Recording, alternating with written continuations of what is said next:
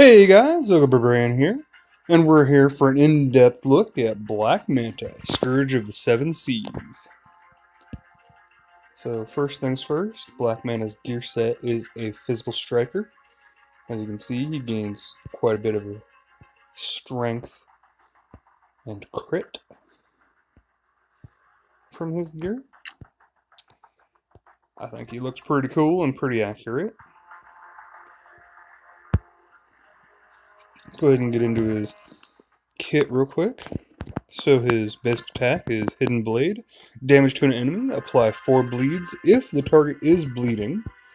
And the legendary for this is Attack again if the target has 5+ bleeds. Obviously the thing of note here is that so long as the enemy has 1 bleed, he will apply 4 bleeds. Which means that they will have the 5 bleeds after the first attack, so long as you have it at max level. Obviously this changes if you go lower, but if you have it at max level where it applies 4 bleeds, he'll get to that 5 bleed threshold so long as they had 1 bleed to begin with, which is what he needs to trigger applying the bleeds in the first place. So it kind of is nice. Basically he can stack up to 8 bleeds by attacking twice. And this is really handy when he's attacking characters that are not taking a lot of damage from him due to either crit immunity, a lot of stamina ups, affinity advantage, what have you. And keep in mind that a single bleed is about 3% of max health, so 8 bleeds, you're looking at, a good chunk, 24% of their max health. So you can take him down pretty quickly just by himself, even. So. And his second attack, Jetpack Onslaught, light damage, and apply 2 to 3 bleeds to all enemies. The legendary for this is gain True Sight, and this is his AoE. It is a 1-turn cooldown, I believe, and it's going to be one of your go-to moves early on, and then you're going to use it as necessary thereafter. Most of the time you're going to be going with Hidden Blade as your primary attack, though. But you're definitely going to use this one at least once in the early game to kind of set up, make sure those bleeds are out there so that you can get Hidden Blade going, depending on how many enablers you also have in the team, whether you're trying to stack bleeds on everybody or you're trying to focus down somebody. And then his third ability is Optic Blast, heavy damage to an enemy. Always apply heal immunity, and as you can see, it does gain quite a bit of damage as you power it up. The legendary for this, turn all bleeds on target into permanent bleeds. Okay, and I believe the cooldown on this move is 2 or 3 turns. I can't remember which exactly. Then we have his Vengeful Conversion. This is his first passive ability. At the end of an enemy's turn, he gets up to 100% chance to turn up to 5 mens into bleeds. So if they have mens, they'll turn into bleeds. And that's, it's pretty powerful. It's definitely a great way to counteract characters with men. Characters like Mara, Bane, Camo, to name a few. There's lots of characters with mens out there. So. The legendary for this, gain 10% turn meter up for each mend turned into a bleed. And then we have his secondary passive. When an enemy bleeds, up to 100% chance to gain 2 agility ups and 2 stamina ups. And legendary for this is also apply heal immunity to the enemy. Alright. So this is pretty powerful, I think. This is probably the main reason that you're going to take him, aside from how quickly he stacks bleeds with his Hidden Blade. The heal immunity and the double attack on Hidden Blade are really his bread and butter, his go-to, the reason you want to bring him. Yes, Vengeful Conversion is nifty if you're facing off against a mend comp of any kind, or people with mens, characters with mens. But otherwise, I think you're definitely taking him for the legendary on Blood in the Water and his Hidden Blade legendary. Those are his two. Those are his bread and butter to me. So those are definitely his first and second upgrade. You're going to take Hidden Blade first, and take Blood in the Water second as your legendary upgrade. I like Jetpack Onslaught as your third upgrade for the True Sight, just to allow you to get around extended taunt durations and whatever else might be there. Invisibility, you know, it's just a really good overall solid ability as your third pick. And then between gaining meter when meds are turned into bleeds and turning all bleeds onto the target permanent, I'm going to go ahead and say that I don't like turning bleeds to permanent. I think this is your final upgrade, and I think it's actually almost a trap. You don't really need them to be permanent. Unless a character is gaining an absolute ton of health, which, by the way, Black Manta says as long as they're bleeding, they're not gaining health because of the heal immunity. You should be okay.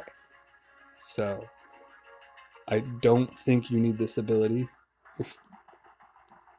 And this ability is just so niche that you don't need it either. I think if you only have Legendary 1, just having his basic for the extra attack is all you really need.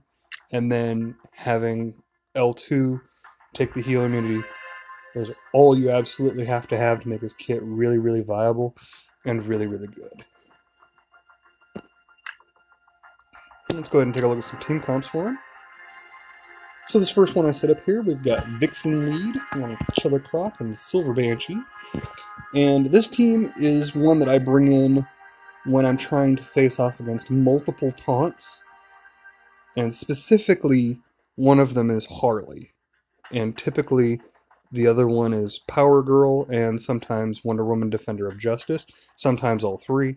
This is my anti-taunter lineup, essentially. You're going to use Vixen specifically to target Harley to get the evasion downs so that Killer Croc can proc his passive and remove the taunts off of people as you can.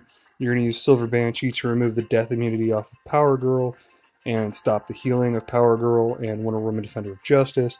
And then you're going to let Black Manta gain his True Sight from his AoE, and hopefully you'll be able to just get to the softer target that you need to take out that's doing all the damage to you.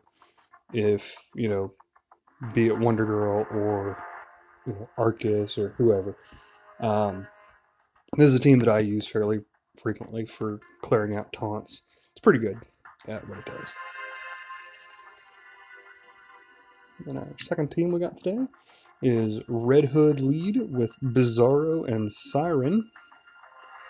And this team is more about just spreading a ton of bleeds all over the place.